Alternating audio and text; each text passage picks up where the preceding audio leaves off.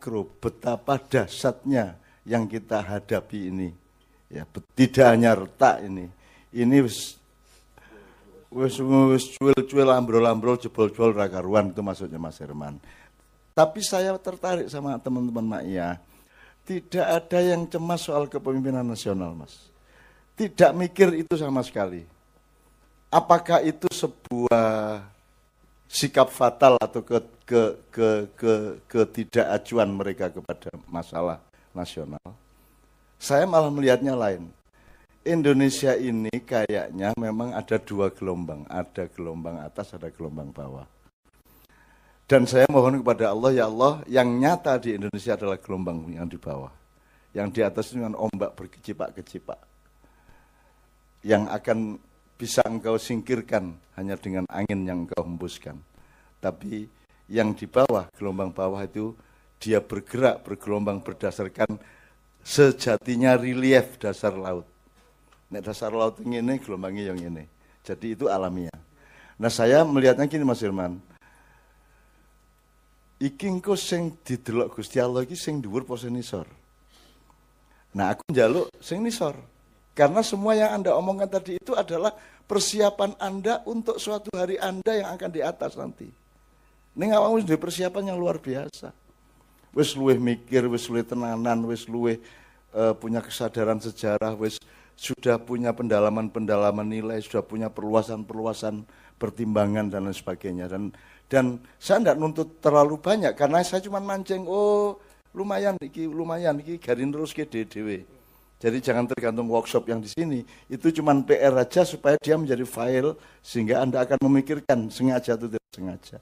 Jadi Mas Herman, saya tidak akan pesimis meskipun saya cemas kalau melihat ombak di atas. Ini enggak sederhana teman-teman sekalian. Ini sudah akan sampai ke Uni Soviet, Rusia, sudah akan sampai ke Turki, sudah akan sampai ke Arab, sudah sampai ke Amerika, sudah sampai ke Cina, sudah segala macam. Kita ini adalah janda tua yang diperebutkan habis-habisan. Kan gitu. Sebenarnya ini sangat mencemaskan. Kalau lihat retaknya enggak retak doi. Kalau Anda baca medsos, gue wis orang yang ingin saling membunuh, Thomas. Betul enggak? Kalau orang sudah ngomongnya sampai sebegitu busuk kepada sesama manusia, itu kan sebenarnya mereka sudah saling ingin memusnahkan. Jadi orang mengertak seperti yang dicemaskan Mas Herman. Saya kira maksud beliau seperti itu. Cuman saya melihat tak pancing-pancing, tak rungok-rungok bocah-bocah iki tidak ada di gelombang itu sama sekali. Teman-teman ini adalah anak-anak yang memang oleh Allah, saya sudah sering bilang, yang di surat Al-Ma'idah 54, dan Anda memang dipersiapkan. Meskipun tidak akan clean, tidak akan fix, tidak. Ya. Tapi saya kira kalau hancurnya Indonesia, itu terjadinya paling di Jakarta, mulai harus pindah. Tapi kalau di kabupaten-kabupaten, di daerah-daerah, insya Allah sangat kecil prosentasenya untuk pecah belah atau untuk retak-retak seperti yang kita cemaskan pada malam hari ini. Nah aku ndelok Caca iki, alhamdulillah banget kok, gitu loh. Nah, jadi saya kira Mas Herman mencemaskan sesuatu yang juga mulia dan Anda semua juga menjalani sesuatu yang mulia. Lah nek ana cah SMA iki, kelas pira le kuwi? Lho, kelas 3 dhek wis duwe wis wani ngomong kurikulum piye to kok kaya ngene iki itu kuwi lho zaman aku meng anut grup yok Mas. Kita dulu belum enggak ngomong gitu. Ini berarti Allah sudah mempersiapkan. Memang akan harus ada perubahan-perubahan tatanan, hukum, konstitusi dan seterusnya memang. Kalau tidak, apa yang sekarang sudah digadaikan, dijual belikan tidak akan bisa menjadi milik Anda kembali. Tapi Anda juga jangan terlalu terpesona kepada pemilikan dunia. Ojo khawatir.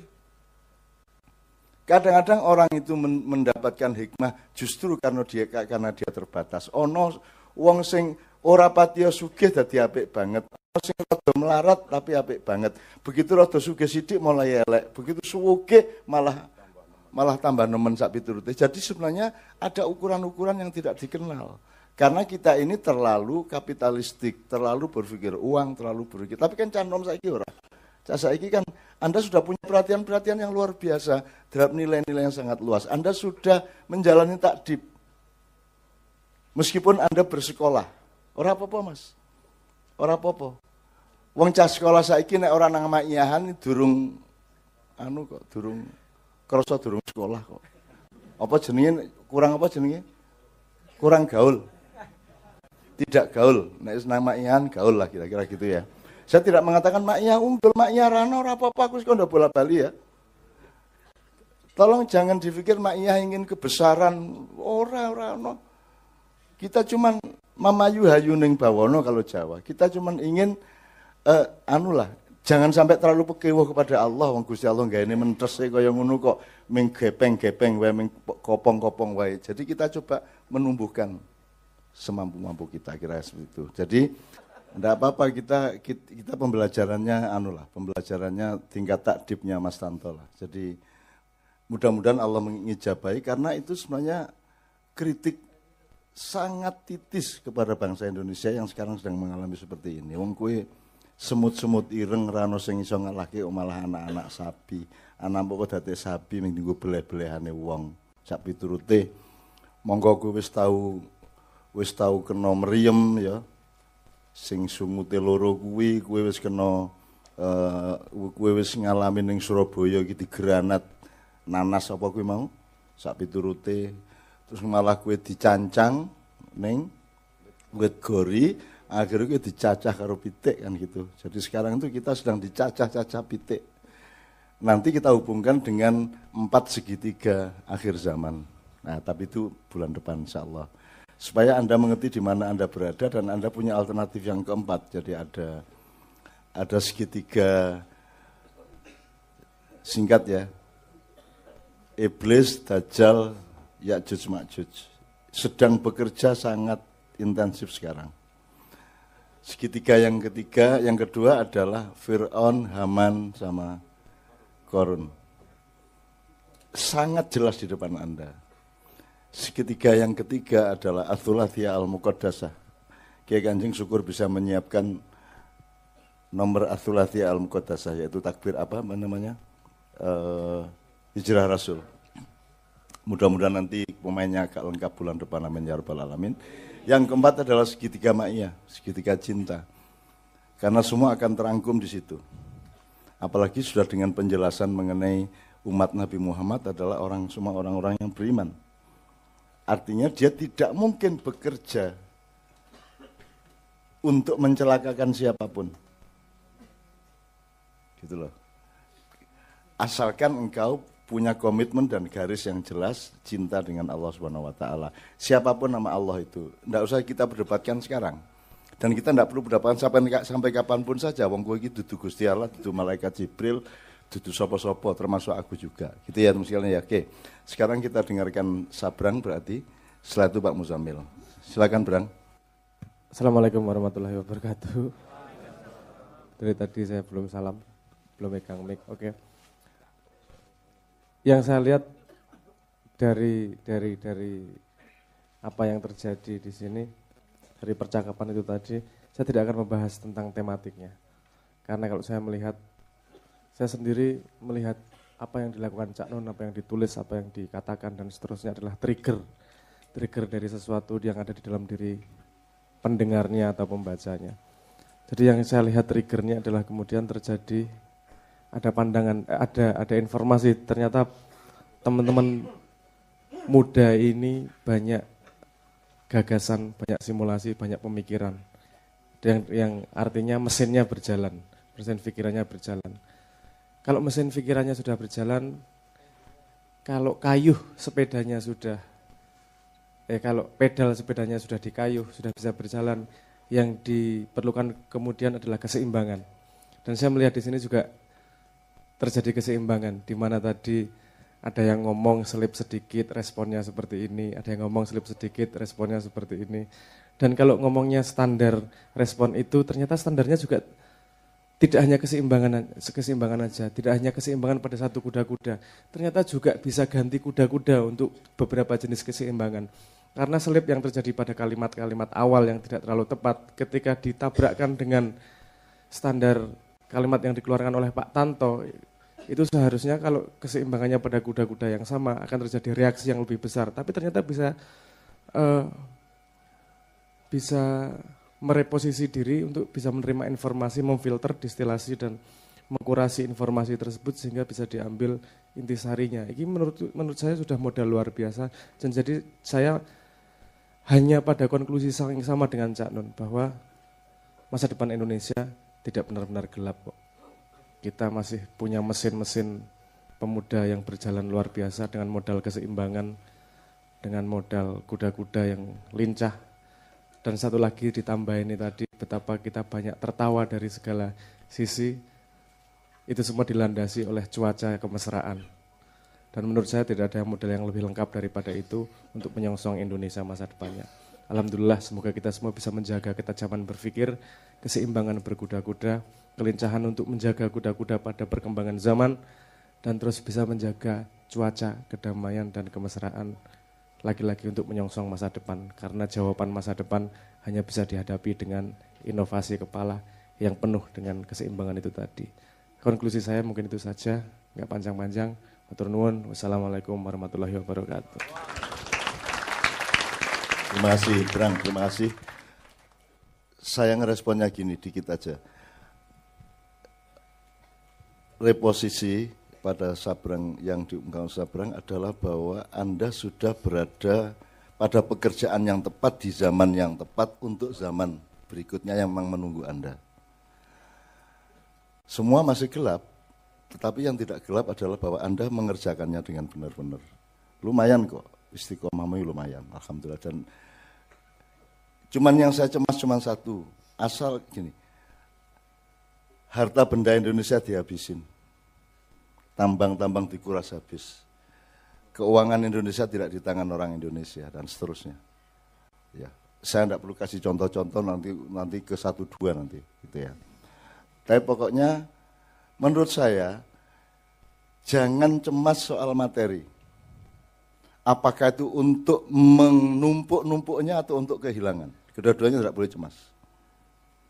Tidak usah cemas bahwa Anda bisa atau tidak bisa menumpuk harta benda, dan juga tidak usah cemas bahwa Anda akan kehabisan harta benda. Allah Maha Besar, akan terjadi daur ulang yang luar biasa, dan itu hanya soal reposisi kalau kata Sabrang. Itu nanti soal perubahan kalimat sedikit semua sudah bisa menjadi milik Anda kembali. Itu pun kalau Anda terpesona kepada harta benda. Tapi saya mohon Anda tidak usah terpesona kepada harta benda, karena Anda ini cuma hidup sebentar untuk hidup yang selamanya. Karena Anda ini cuma sudah tahun, 70 tahun, 80 tahun. Wabtaghi fima atakallahu darul akhirah walatan sanasi baka minat dunia. Besok kita omongkan nasib bakat. Saya sudah tanya sama nasib bakat, nasib sama takdir itu bedanya apa? Coba Anda browsing nanti. Ya, Anda nanti akan, menurut saya bagaimana, nanti saya kasih tahu bulan depan sambil kita menunggu kembali dalang dari gereja. Oke ya, jadi teman sekalian, aku njaluk kowe ojo cemas soal dunya. Asal Anda fal ya'budu rabb hadzal bait yang berjanji alladzi at'amahu min ju' wa amanahu min khauf. Rasa cemas. Sing penting kowe tandang. Cuman nasibmu di dunia itu bukan sugih pemelarat. Nasibmu di dunia adalah ketepatan kerjaanmu, ketepatan posisimu, ketepatan tandangmu, ketepatan posisimu di dalam suatu struktur, dalam satu bagian manajemen, di dalam satu, arti ketepatan bekerja, ketepatan menempatkan diri. Jadi nek kowe iki nasib karo Gusti Allah dadeke suket ya aja berjuang dadi wit kelapa. Sebenarnya itu aja. Nasib itu adalah ketentuan Allah yang sifatnya menyeluruh, total, dan tertulis di Lauhil Mahfuz. Kowe bakat iki, cenderung iki. Kowe aja nglakoni sing dudu kowe. Kalau takdir itu adalah keputusan-keputusan kasuistik atas keseluruhan nasib itu. Gitu ya. Jadi misalnya kowe kudune ketemu sapa ning Malioboro wis kencan, alah. Jebul takdire bicara lain, kowe selip sak menit njur ora ketemu itu takdir. Tapi kalau nasib itu adalah keseluruhan dari ketentuan Allah pada hidupmu. Kowe nek kucing kowe aja ngirik. Nek kowe wedhus kowe aja nyapi, nek kowe kebo aja gajah, sak piturute. Temukan dirimu masing-masing dan percayalah kepada Allah. Bahwa Anda dihidupi sebagai kerbau, Anda dihidupi sebagai kambing, Anda dihidupi sebagai apapun saja asal Anda setia kepada dirimu. Saya membuktikan kepada Tuhan, kepada saya, dan Tuhan saya buktikan di dalam hidup saya, sampai umur 66 tahun ini saya melakukan itu. Walatan sanasi baga minat dunia. Mbok aku kepencurut kaya ngopo, nek kuwi dudu nasibku di Lauhil Mahfud ora tak lakoni. Mbok aku entuk emas sak ton ning ngarepku, nek kuwi dudu nasibku di Lauhil Mahfud ora arep tak jemok. Ayune kaya ngopo? Sing tak trimo dadi bojoku adalah yang tertulis di Lauhil Mahfud. Lho piye carane ngerti? Ayo dititeni bendina. Dititeni dirasake bendina. Sebenarnya sekolah itu, untuk membimbing orang untuk mengetahui nasibnya. Kok saiki sekolah nggawe nasib dhewe. Kabeh dikongkon nek ora kedokteran ya farmasi, nek farmasi visipol, nek visipol fakultas lain dan seterusnya. Itu semua sebenarnya menyinggung perasaan Tuhan. Setengah mati saya mintakan maaf Anda semua itu. Anda itu menyakiti Tuhan. Seluruh manusia di dunia ini nyakiti Tuhan. Bangetan gue. Dan aku tidak peduli nasibku. Yang aku lakukan adalah memohonkan ampun kepada Allah atas semua manusia. Jadi dolekno awakmu tenan. Trimo nasib kuwi karena itu yang terbaik bagi Allah. Tidak ada rumput cemburu kepada padi, tidak ada padi cemburu kepada kelapa, tidak ada kelapa cemburu kepada binatang, tidak ada binatang cemburu kepada manusia. Itu yang terbaik. Maka masukilah dengan tadris, taklim, ta'rif, dan takdib. Maka engkau akan menemukan keindahannya. Dan Anda kan sudah belajar menemukan keindahan di dalam tingkat-tingkat keseimbangan yang luar biasa yang Anda alami selama ini. Nyuwun sewu ya. Ke zaman Nabi Adam orang ana wong nglumpuk semene kae, kadang-kadang sampai 20.000, 30.000, nganti jam 2 bengi, jam 3 bengi ora tau ana. Zaman Kanjeng Nabi ya urung semene kae wonge. Terus ya orang nglumpuk nganti semene suwene iki. Dan Anda luar biasa. Mas Tanto yang kayak begitu Anda punya balance ya untuk menerima. Anda coba saiki Kristen, Islam ngene iki minoritas, mayoritas macam-macam, wah temane ora karu-karuan. Coba di sini begitu mesranya. Ora ketangku ya kupluke biyen ya dicolong saka aku biyen. Jur mangkel Kiai Kanjeng sing kancane dhewe ra dikeki malah dalang saka kono kae dikeki ngono kuwi Kiai Kanjeng ngono. Ning saiki wis ora dienggo ben ora nglarani Kiai Kanjeng. Ngono kira-kira. Itu maksudnya ya. Ngerti maksud saya? Puaslah dengan dirimu yang dinasibin oleh Allah, yang dinasibkan oleh Allah. Soal takdir itu dialektika sehari-hari. Ketemu ora, apa ketemu badi piro, ya, kelakon apa ora, segala macam itu masalah-masalah kecil yang harus kita asyiki, kita nikmati. Tapi nasib besarmu di dunia, walatansa nasibaka minad dunya itu temukan. Temukan.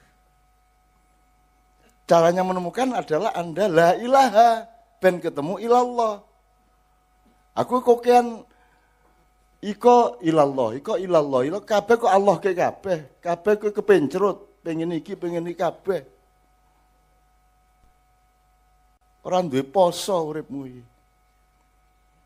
Urip ki mung poso, apa sing ora poso kok sekondo to? Sing ora poso ki apa? Jadi nomor 1, hidup itu berpuasa. Berpuasa itu bukan mangan orang mangan subuh nganti maghrib. Poso itu adalah Anda mengerti batas Anda mengerti diri Anda mengerti zat Anda mengerti sifat Anda mengerti karakter Anda dan seterusnya.